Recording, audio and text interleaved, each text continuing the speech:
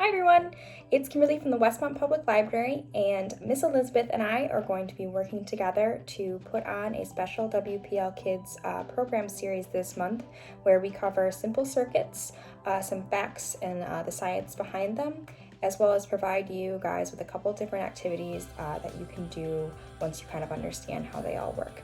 So we're going to get started and kind of give you the basics and the rundown of everything you need to know about simple circuits. For our simple circuit project, we'll be using three main materials to create a circuit: copper tape, an LED bulb, and a 3-volt battery. Wires are made of metal and typically covered in plastic carry electricity around the circuit. Metal is a good conductor of electricity, which means it can pass along the wire easily and evenly.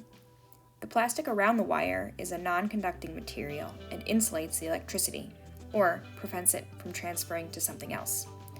The electricity is very powerful, and the plastic keeps it contained so that it does not harm people or other objects. The LED bulb has two exposed positive and negative ends.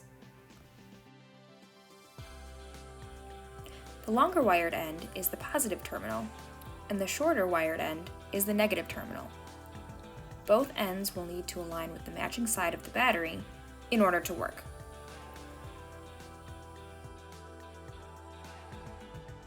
And lastly, the 3-volt battery is the power source of our circuit. Just how a heart pumps blood to the rest of a body, a battery uses its stored energy to supply an electrical current. The voltage measures how strongly that energy will be pushed throughout the current. Aligning the matching ends of the LED to the battery will result in light. So as we just discussed with the positive and negative end of the light bulb that we have here, just as a quick example on how it works, with the positive and negative side of a battery, if you line it up like there, you'll see how it lights up. For this simple circuit I did, I just used a simple sheet of cardboard and I aligned the wires and slightly bent each terminal at the end of the LED to go off in the direction in order to connect to my battery source here. So I'll break it down exactly how I was able to arrange this circuit, and we'll get everyone ready to start doing crafts with circuits at home. So to get started, I took 2 strips of copper tape and laid them out in this triangular shape that doesn't touch at the point right here on my sheet of cardboard. Next, I'm going to take my LED bulb and gently bend each terminal so that it points out, and it'll kind of act like a skier, with each of the terminals lining up along each piece of copper tape. Again, making sure that the positive and negative terminals are not on the same wire strip or copper strip. I'm going to secure it down with a little bit of tape.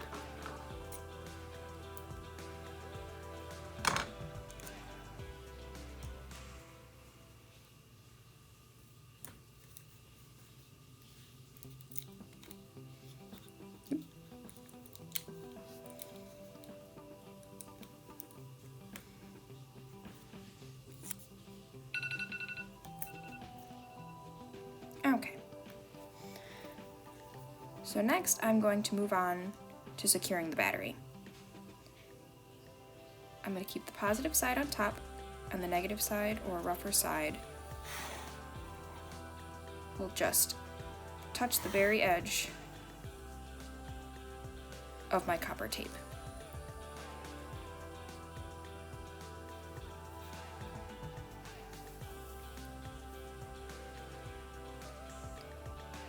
And then lastly, in order to complete the circuit, I'm going to take a piece of copper tape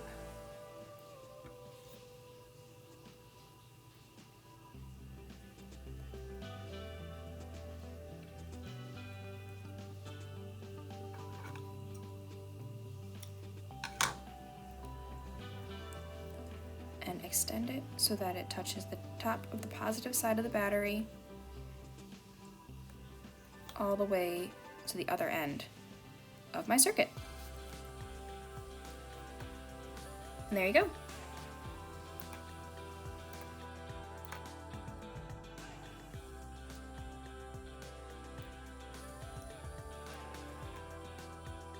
Hello everyone, my name is Elizabeth and I'm a librarian at the Westmont Public Library, and today we're going to explore more complex circuits. Now, you'll need the same supplies to create a complex circuit as you would for the simple circuits. So you'll need LEDs, a few more of them, binder clips, copper tape, clear tape, scissors, a pencil or pen, and finally a ruler. Now, I don't have a ruler, and if you're like me and don't have a ruler at home, you can use the edge of a book or magazine to create your circuit. So this is a flap tap switch circuit, and what you'll do is, if you have the battery secure, you use a tab to light your LED. Now, in order to create this, you're going to want to first bend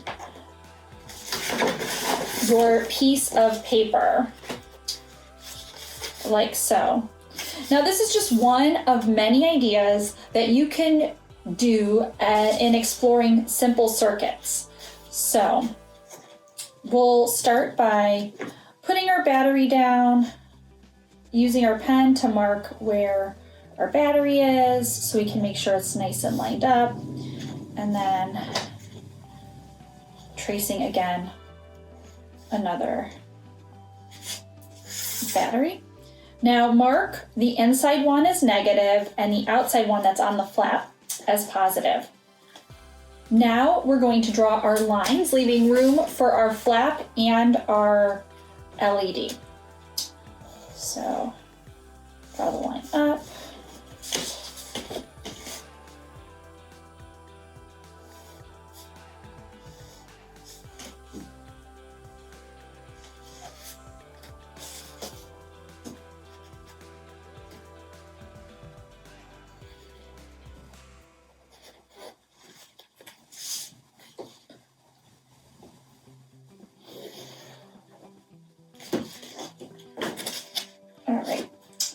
We've drawn all of our lines, so we know where things will be placed. So here you go, you can see the lines drawn on my paper. So now we'll take our copper tape and line the way.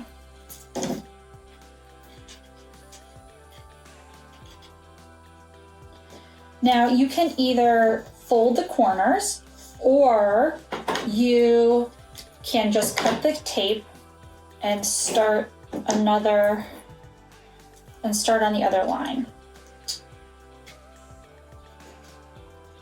Now when you place your LED, you're going to want to make sure that as much of the positive and negative legs are on the copper tape.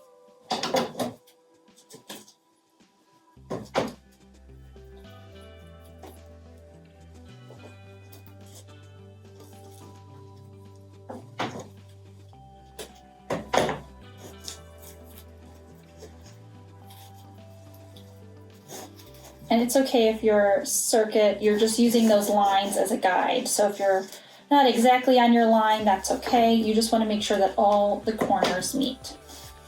So you can pause the video and line up your tape.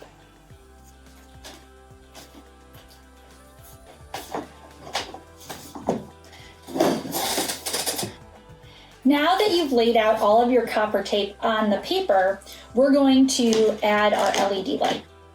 So you're going to want to make sure that you line up the positive leg, which is the longer of the two legs, with the positive sign of your tape.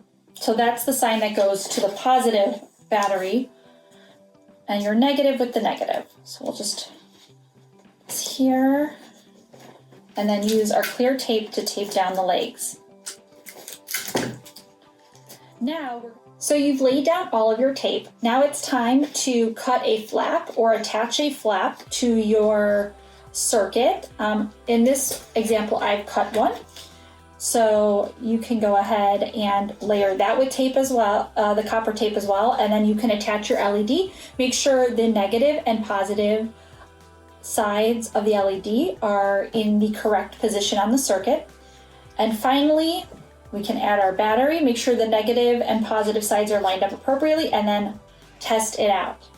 So you may have to, if something goes wrong, you may have to restart it again to make sure all of the corners are crossed appropriately and that the LED is fully touching the tape, the copper tape. So have fun exploring complex circuits. You can create ones like this flap tab switch circuit. You can do parallel circuits, or you can do a series of circuits. There's lots of different ways to explore this STEM principle.